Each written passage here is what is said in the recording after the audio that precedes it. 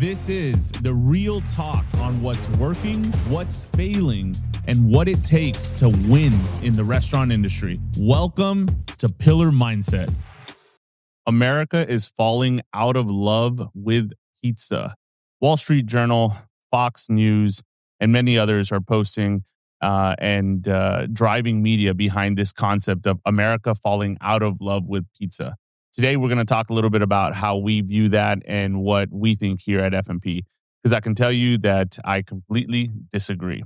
So let's deep dive into what they're talking about. There's no question that there's a lot of disruption in our industry, in the restaurant industry. There's a lot of disruption in pizza in general. And it's important that we acknowledge this disruption and the evolution and the change that needs to happen.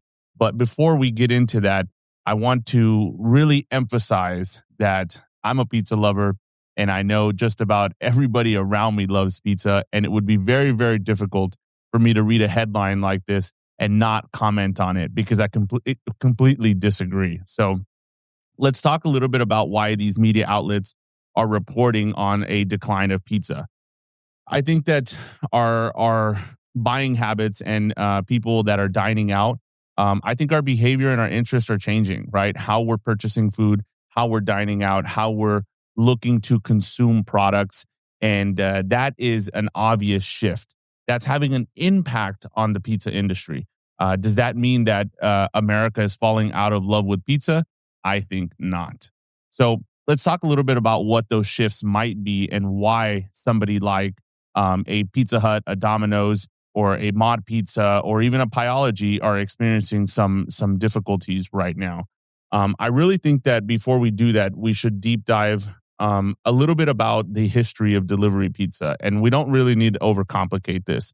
I think everybody can remember the days of delivery pizza when you're hanging out at the house and mom or yourself picks up the phone and orders a pizza, right? Pizza is a beautiful product because it's always and usually consumed in a group setting, right? So the days of calling in pizza are actually long gone. I personally do try still to pick up the phone and call and order a pizza, but that's pretty much by the wayside. So when we first started delivery pizza, we saw a lot of call-ins. We saw a lot of people, going and picking up pizza and bringing it home. That was the first of delivery pizza. This dates back, 50 plus years. I think delivery pizza really started in maybe the 60s or the 70s. I don't know exactly, but you can look that up. And after that, that's when I think some of the technology pushes started to happen. So delivery pizza is actually a leader in our space in a large way. I believe personally that they led technology for a long time. They adopted technology, they adopted delivery, and in large part, they were at the forefront a lot of the trends that we're experiencing today that now are coming back and disrupting the pizza industry. So when technology was adopted, when it first was adopted, it really was more of the online ordering and or ordering on a digital platform. And so we saw a lot of that back, I think, you're going to have to check the dates, but I would say as early as the 90s. I mean, we saw a lot of when the web came into play and online ordering came into play. And the idea that, hey, well, let me just get online and order a pizza really quick, right? So you still had some of that mobile or that phone call, and then you started to have online ordering, and then you had pizza apps, right? That was a big change, and people started to order on pizza apps and delivery apps. This is when the idea of loyalty came into play, right? So rewards, coupons, everybody remembers, and I think it still happens to this day, the coupon slapped to the top of the pizza box. Right. So a lot of this started to translate into applications and coupons on applications. So the days of cutting out pizza coupons, because I don't know if y'all have done that, but I certainly did quite a bit. That's long gone. Right. I think mail drops. I think freestanding inserts. I think all that type of marketing still exists. But really what's primarily driving reward systems is loyalty apps and technology, right? So you move forward and you look at the history and how it's evolved. and how I think the focus for the delivery industry and for pizza industry has stayed the same. I think that if you're um, if you're an executive in the pizza world, let's just take hypotheticals.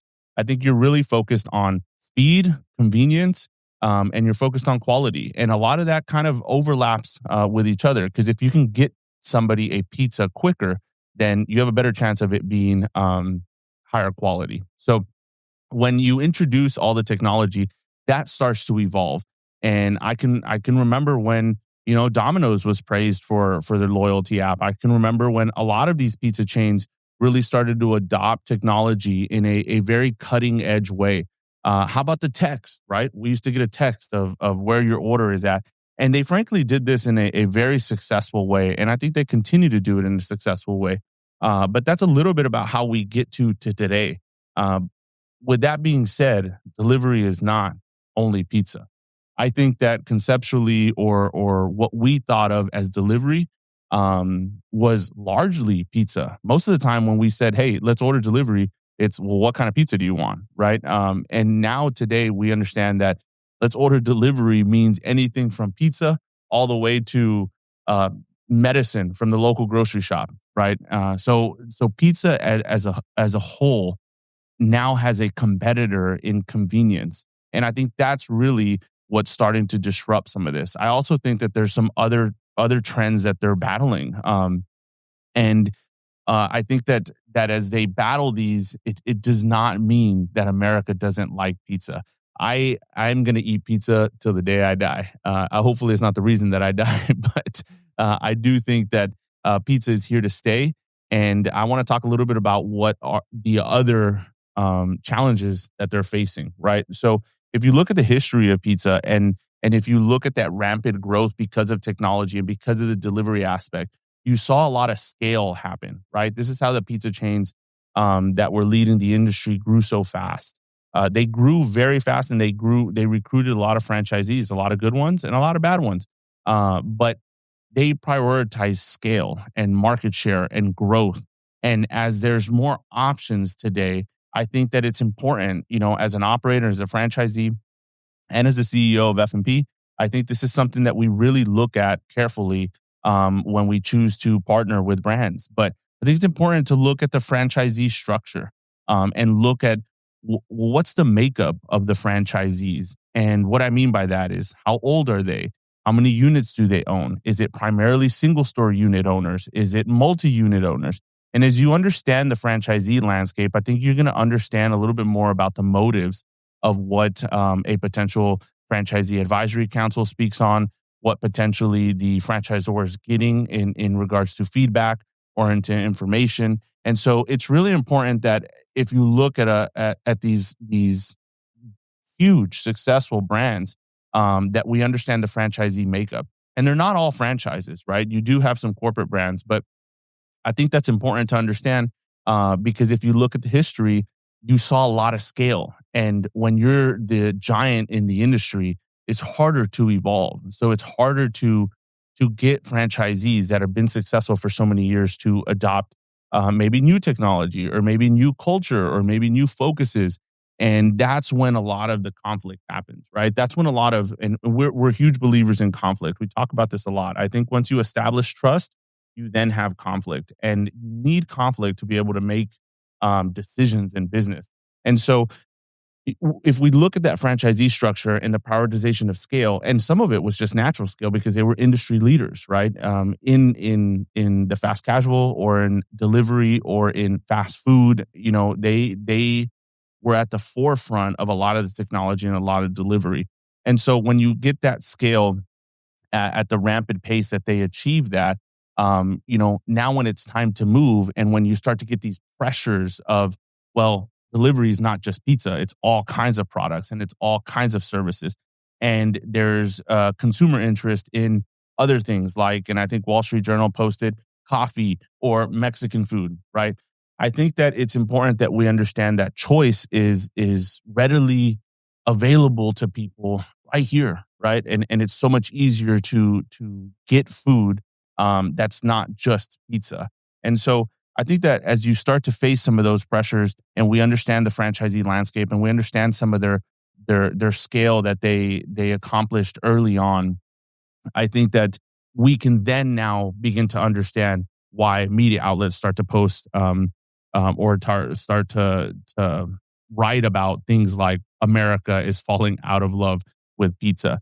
So, one of the things about scale, I think that is very important to understand that is if you're focused on growth, you're going to inevitably sacrifice some other pieces. And so this is kind of a controversial topic, but I'm going to bring it up anyways because we all know it and we all have heard it. Uh, but my personal thought is that when you're growing that fast, you're not going to focus on the labor component as well as you should and as well as you need to, right? Perhaps when they were having all that success and all that growth, they weren't seeing a need to focus on the labor component.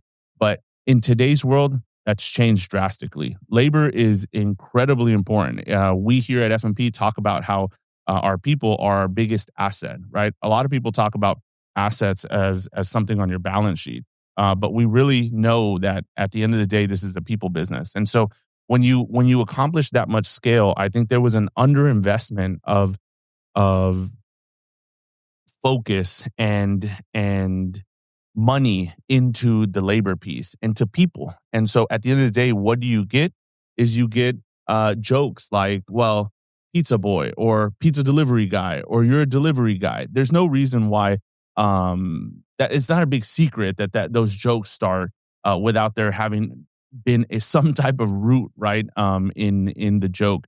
And so I personally have a huge admiration for people that work those type of jobs. But I also am a realist. If a company's not taking care and recruiting the right people, then you are going to have a subpar experience when it comes to somebody delivering your product, right? So that really brings us to more of some of the issues or the competition that is happening today with brands such as Dutch Bros and their huge focus on labor, culture, competition.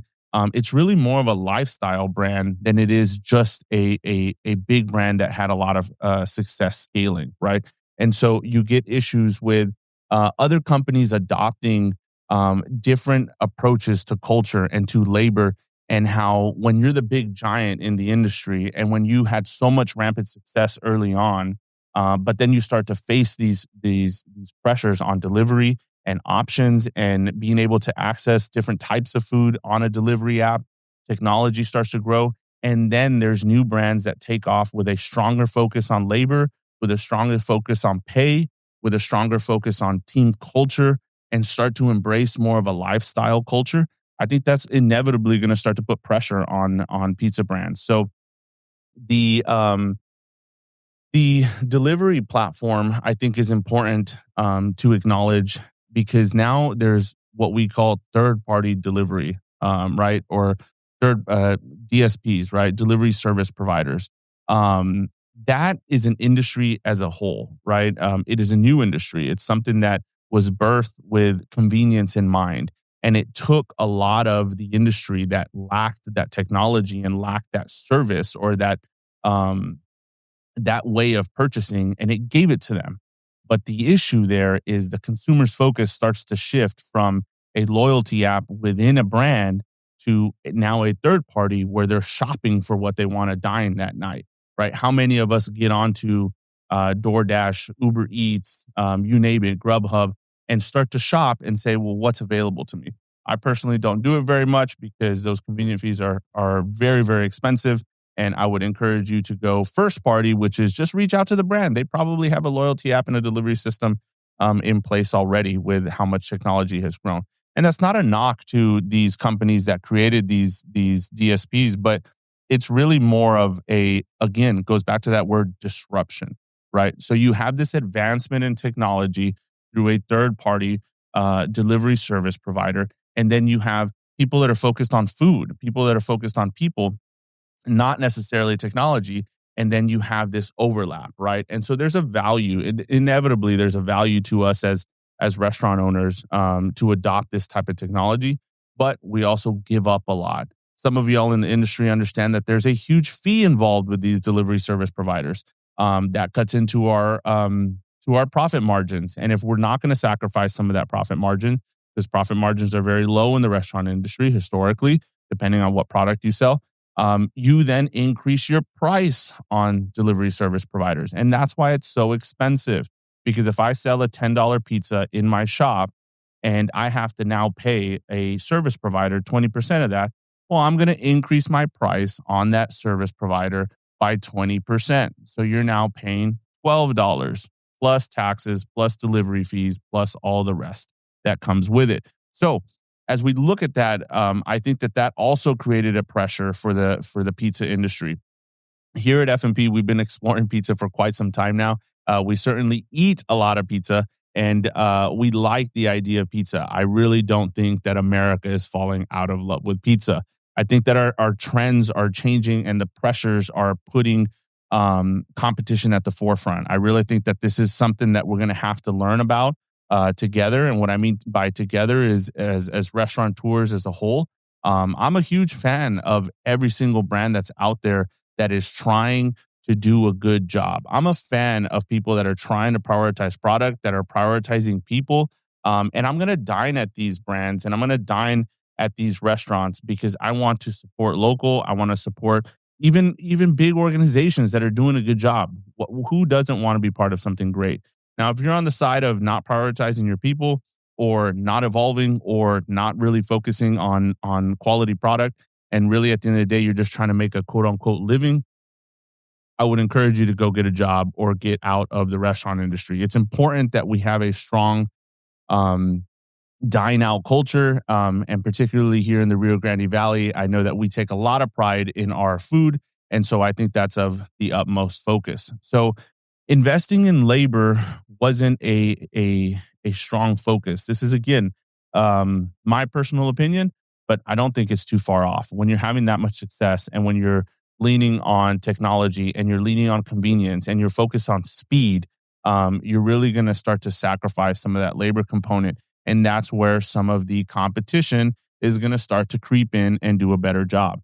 So let's shift a little bit about another pressure and why some of these media companies started to post about this. So has anybody heard of that's the Chipotle of, right?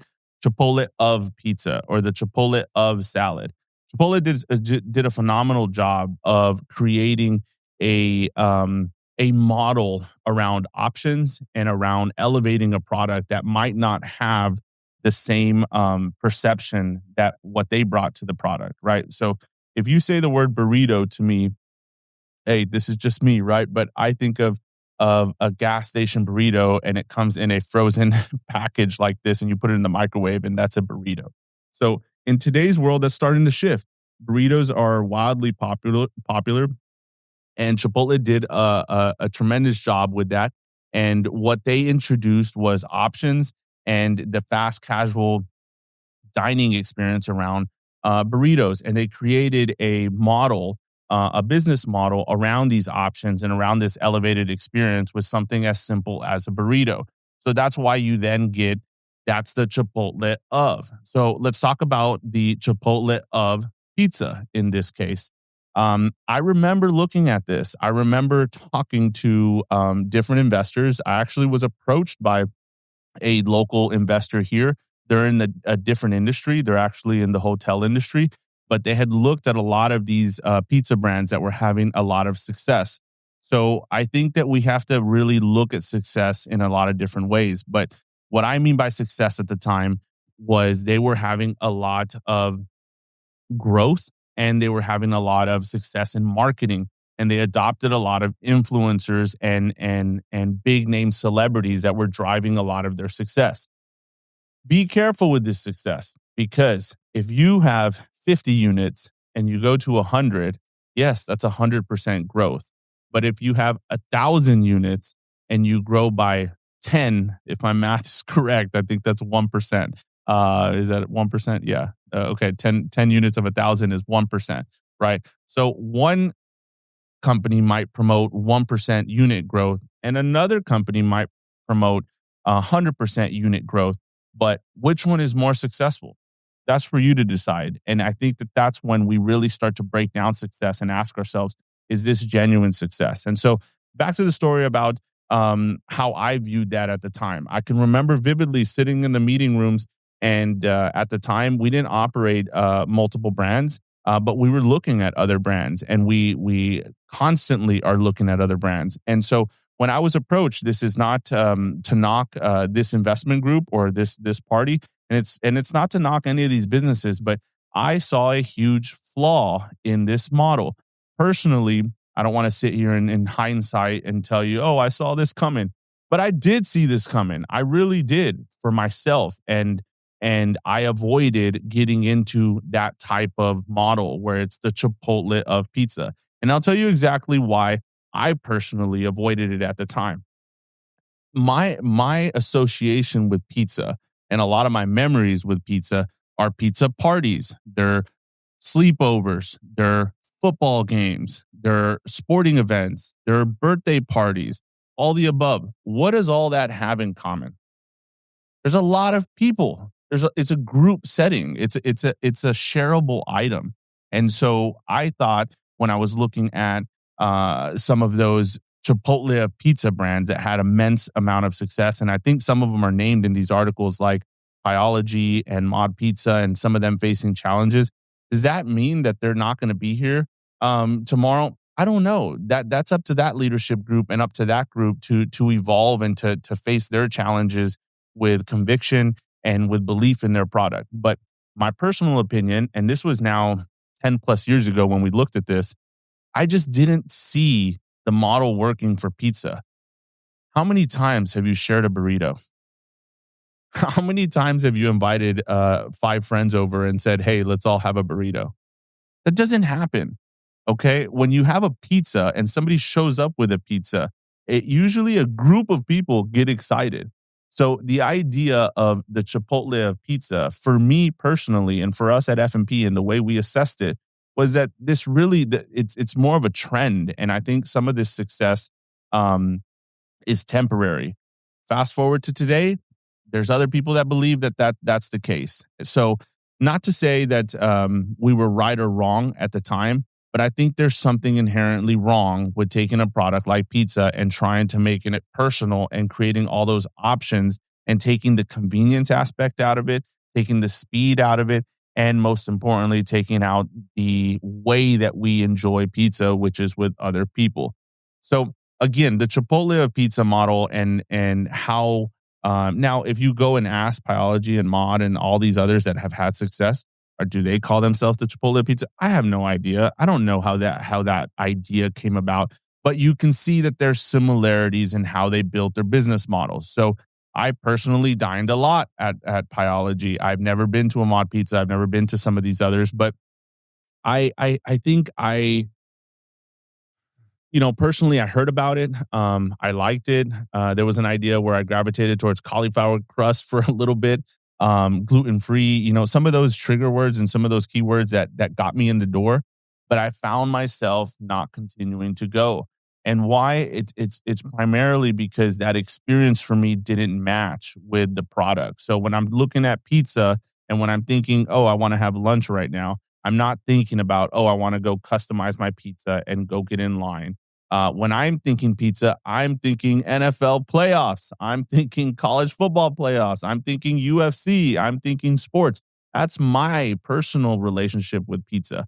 I'm also thinking of having people over at the house. We have an awesome pizza oven where we all start to make pizzas and we all start to individually roll out the dough. And I'm super, super happy that there's a local pizza shop that sells me dough and I can go do this.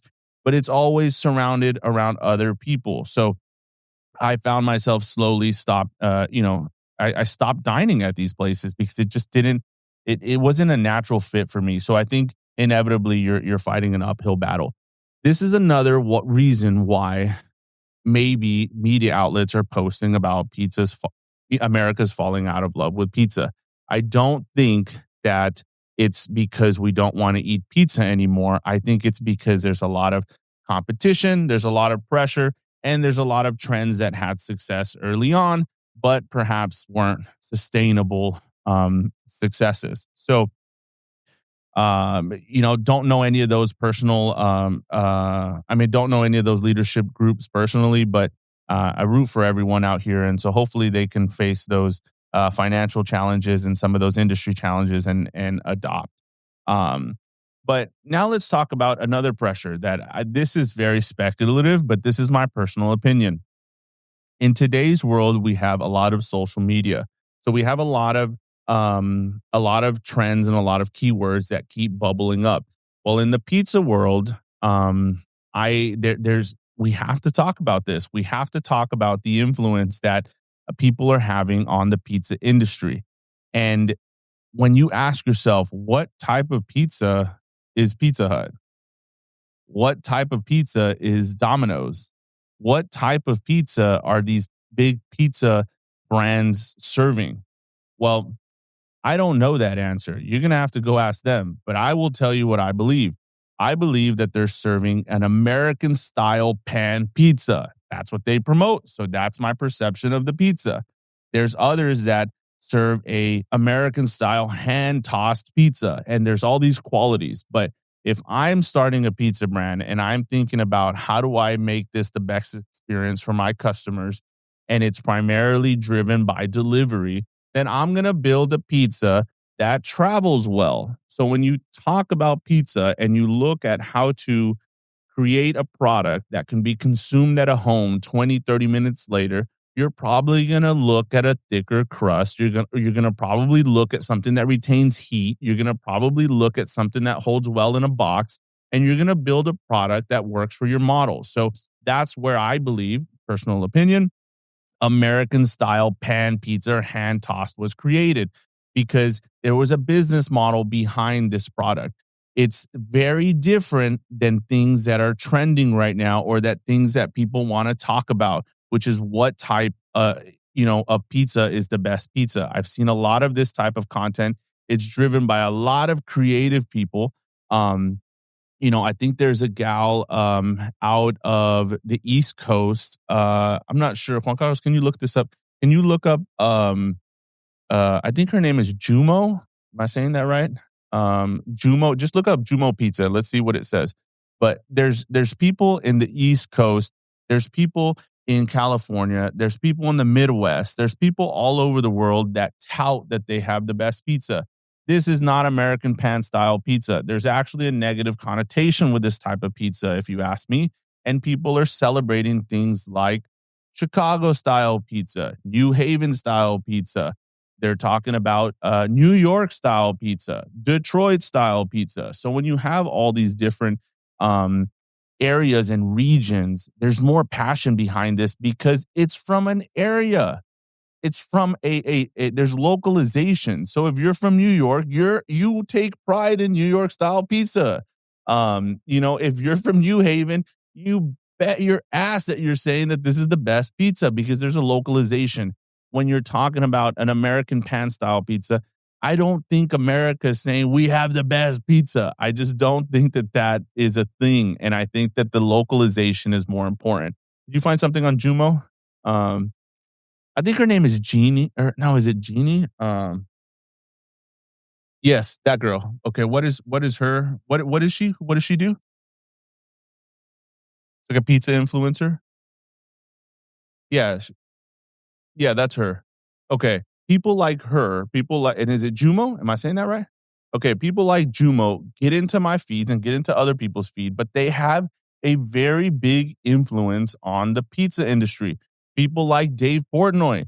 That guy has an immense amount of influence on the pizza industry. Now, kudos to Dave because he's done something brilliant. But if you see all of his food reviews, I think there's a lot of things that are really positive here. I think one thing that he's done tremendously well is that Barstool is a sports media company, right? They built a media company around sports and around culture. One of the things that he talks about a lot is football style pizza, or that's football pizza. That's what I call. If I owned a media company around sports, I probably would name one of the pizzas about a sport, right? So he, in my opinion, that is strategic. And it might even be just a genuine experience with that type of pizza. but it fits right into Barstool. So the guy's reviewing New York style pizza, New Haven style pizza, Detroit style pizza, Chicago, you name it. And then there's this little caveat of, well, that's football pizza. So I think that's strategic, and I think that that's a brilliant move on his part. Now, I also think that it's just awesome what he does for small businesses and for the local pizzerias. He's really done a lot for that. But people like Jumo, Malinari, I think I'm saying her name right. People like Dave Portnoy, they have a very organic influence on the pizza industry. So when you have these pizza giants and you're combating influence with local influencers and with people that are posting about pizza in a very organic way, I think that you're also going to experience more pressures. So huge speculation on what I'm going to say next, but I think a lot of these pizza chains are gravitating towards big name celebrities. In my opinion, today, I don't think that's as effective. So let's talk about this actually stems from a very good friend of mine. So shout out to this friend and his daughter, because I believe that his daughter created some of these commercials, and I think they're outstanding commercials. So my personal opinion is that these freaking commercials are awesome.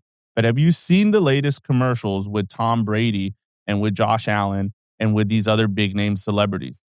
I think that they're awesome and they're hilarious. Actually, I'm going to try to look one up just to be able to see if we can see one of these commercials real quick. But my point being is I think that some of these commercials are trying to accomplish the same thing, but I don't think they're as effective, and I'll tell you why. So let's see. Here we go. Yeah, 7 days ago. Here's Tom Brady. You know what I miss most about playing? Yelling, "Hut!" So I got this job. I got your pizza. Hut! Brady's back. Pizza Hut! The goat? Pizza Hut! Yeah, I love these commercials. Roughing the passer. Shake it off, Gramps. Get our biggest pizza for the biggest games. Yep. The big New York. I love that commercial. I love the Josh Allen one too. These commercials are freaking awesome. But let me tell you what I believe is wrong with these commercials. Consumers today and the way that we're consuming media see media for what it is. And here we can see that there's a big name influencer or celebrity, right, that has an influence and that was recruited by somebody like a Pizza Hut and created a great commercial. The freaking commercial is awesome and it's really funny. They did an incredible job with these. The problem with this is that this is a big name celebrity doing a deal with Pizza Hut, right? That's very different than when you have an organic influencer that's creating content just based out of their curiosity. The commercial shows Tom Brady delivering pizzas. That would be cool if Tom Brady showed up to my door and delivered a pizza and said Hut. That's not going to happen. There's no relatability with that focus. And so I think that the team that put this together did a phenomenal job, and what a great commercial. But today, the way we're consuming media is changing, and I think that you're going to see a lot of success with something like this, but you're going to see more success with genuine, organic influence from people like a Dave Portnoy or from like a Jumo, etc. So I think it's important that as big brands, gain some more relevancy and gain some more focus on some of the today's marketing. I think it's important that we try to do it right. So is this a recipe for success? I believe it is. But would you get the same success if you did something in a different way that's more relatable with how we're consuming media today? My personal opinion is that would be stronger. The issue with that is that that's a lot more difficult, right? Dave Portnoy and these others that are on their journey, right, and are putting out a lot of organic content. There is no script. There is no team behind it putting together a commercial. This is honest opinions. And so, yes, things get influenced, and yes, things, money moves behind some of those efforts. But in large part, it's an effort to create content around things that they like. And so that is usually a more powerful recipe when it comes to creating content in today's world. So kudos to this marketing team for putting together great commercials. But I think that as we look at both those two different pressures that we're facing today in the industry, what type of pizza and the localization and what regional styles are doing to promote their type of pizza, I think that the American pan pizza is losing some momentum. Does that mean that America's falling out of love with pizza? No. Thick crust, it's delivery friendly. It gets to you still hot, and it's enjoyed in group settings where it can last longer. If I ordered a New York style pizza, or if I ordered a New Haven style pizza from a delivery company, it's just not going to be as good because it wasn't built around the concept of delivery. So it's important that we look at these business models and understand, well, what's the driving factor around some of the decision making. So shout out to regional styles because I'm a fan of a lot of them. One that's really difficult for me is Chicago style pizza. I love Chicago style pizza, but it's a little bit difficult to get behind. One, the idea of fork and knife, I don't even know if that's a thing, but I usually use a fork and knife with it. And it's tough. It's so good sometimes, especially when I'm just feeling freaking dangerously bad and want to eat a bunch of cheese. It's awesome, but the idea of eating fork and knife pizza is not great. The idea of having a ton of cheese is not necessarily my daily focus or sustainable, but I do enjoy a lot of the other styles. And I really like Chicago style pizza, but it's more of an experience that I like to share. It's not more of an experience that I quote unquote build events around. So I will tell you one thing though. A couple years back when the NFL draft was in Chicago, I did order a bunch of, this is several years back now. I don't know where it's been. It might still be in Chicago. I did order a bunch of Chicago style pizza for our draft, and that was really fun. So the reason I'm stopping to talk about this is because I think it's important that we look at the regional styles and talk about how we're assessing pizza today here at F&P. So I do think that the American pan style pizza or hand tossed pizza is losing some traction because of the focuses on these other regional styles and some of the local influence and some of the organic influence that these regional style pizzas have. With that being said, are you going to start to compete against somebody that has 10,000 plus units and understands technology and delivery? Probably not. But as a whole, I do think that people are going to leave that as an option. So here in the Rio Grande Valley, we don't have a lot of these type of pizzas. I can't wait till some of them come in to the market more. But the reason why I'm stopping to talk about this, getting back to my point, is I do think that there's a very unique opportunity for one particular style of pizza in the delivery space. So the reason why I'm going to share this is because you can clearly see how we've talked about pizza for a while now, and you can see how this regional type of pizza actually has a lot of similarities. So in my opinion, I think we're going to see a little bit more success with what people call Detroit style pizza. Detroit style pizza is usually a thicker pizza, has crispy edges. Sometimes they put a little extra cheese. I like when they do that around the edges. And it builds this very crispy, buttery crust that holds a very hearty pizza, square pizza. So this Detroit style pizza is really, really delicious. It's a little bit more airy than your kind of American style doughy pizza. And I think that there could be some real opportunity with this type of pizza because it hits on a lot of the fronts. I think it will travel better than some of your charred thin crust type pizzas, which are delicious, absolutely delicious, and probably some of my more favorite type of pizzas. Although Detroit style pizza is right up there. But when we're talking about delivery and when we're talking about the QSR segment or the fast casual segment or the delivery industry, I do think that Detroit style pizza has a lot of similarities to something like an American hand style pizza or hand tossed pizza. And I think that it has opportunity to be able to hold its quality in a delivery setting. So don't know who's out there doing it. I do know of some brands that are continuing to gain some momentum, but that's my personal opinion. I just think that naturally America's not going to stop eating pizza. There's just no way. It's how we're eating pizza. It's what type of pizza. It's how it's being, what story is being told to us. It's who we're buying it from. It's where the pizza is from. It's what type of influencers are engaging with the pizza. And at the end of the day, we have to go back to our two most important things in the restaurant industry, which is quality product and quality service. And so I think that we're going to see a lot of evolution when it comes to what type of pizza is being delivered. So I will say really quick that delivery pizza has tried to do a lot around different styles, and they've adopted a lot of those styles within their own model.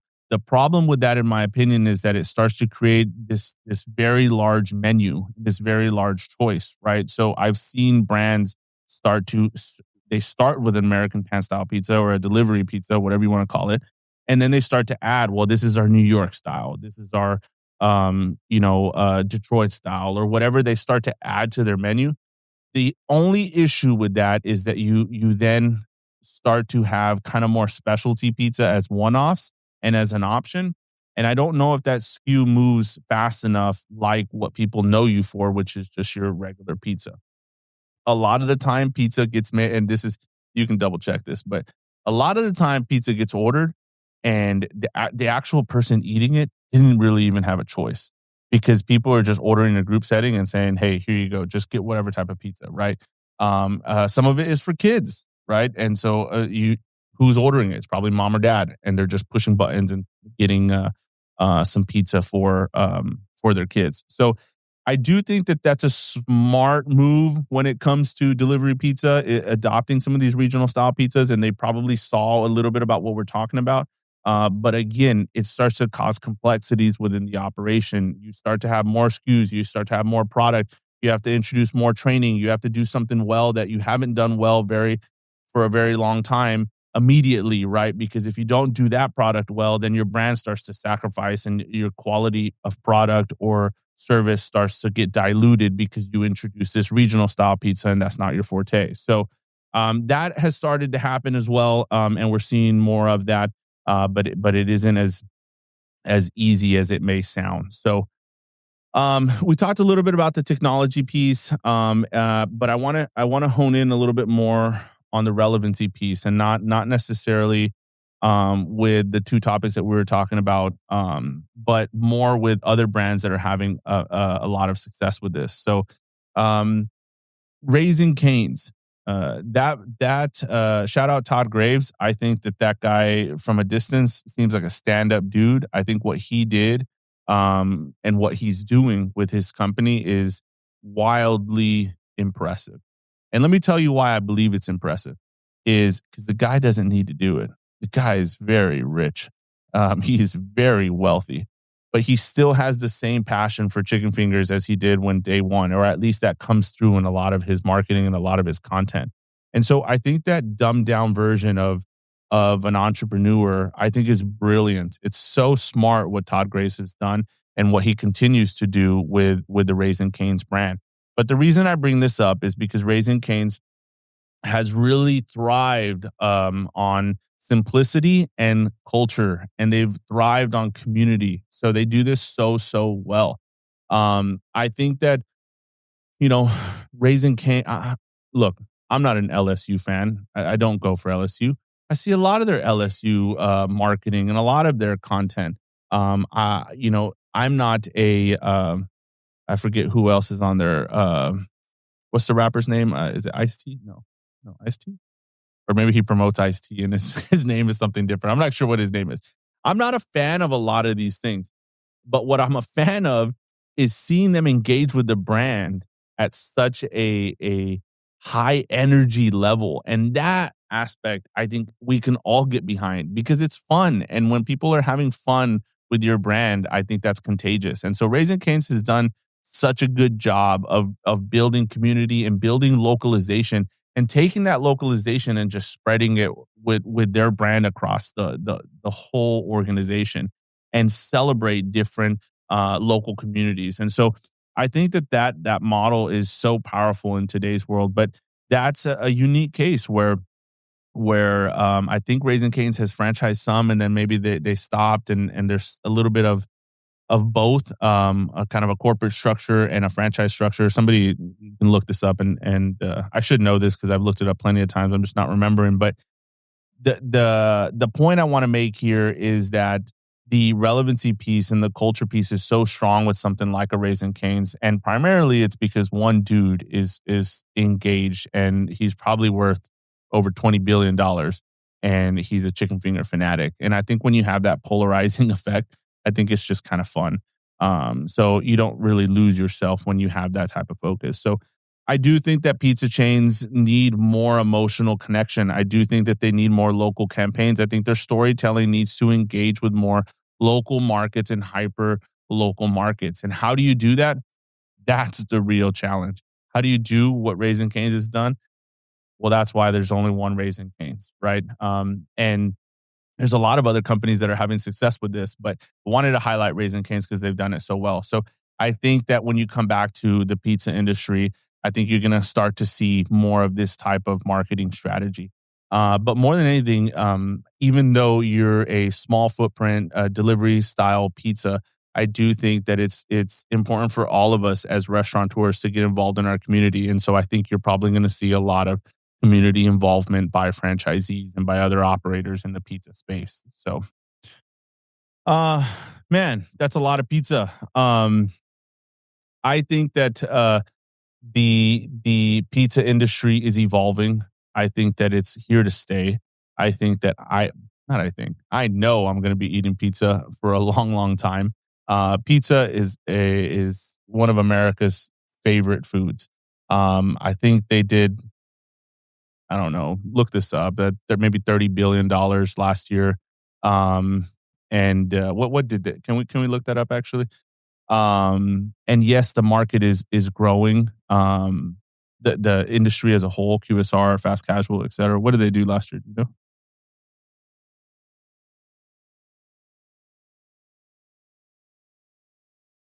Okay, so they're projected maybe 70 billion by 2020. It's a growing segment. It's I think they did something around, I don't know. Just look it up. My point is that yes, maybe it was top 1, 2, or 3 before, and maybe now it's 4, 5, or 6. But America is not falling out of love with pizza. The pizza industry had an immense amount of success early on, and they're feeling some pressures.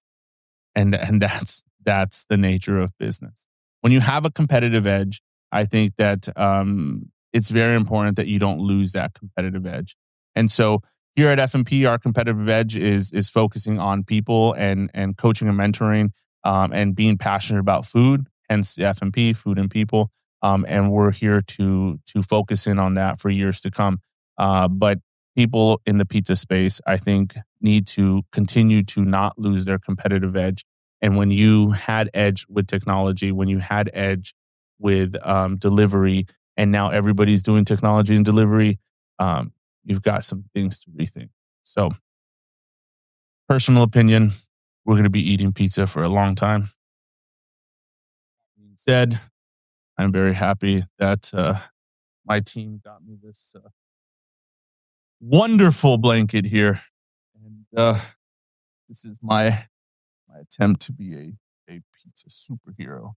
F&P loves pizza. We're going to be eating pizza for a long time. Ladies and gentlemen, thank you for listening. We'll catch you on the next episode. See ya.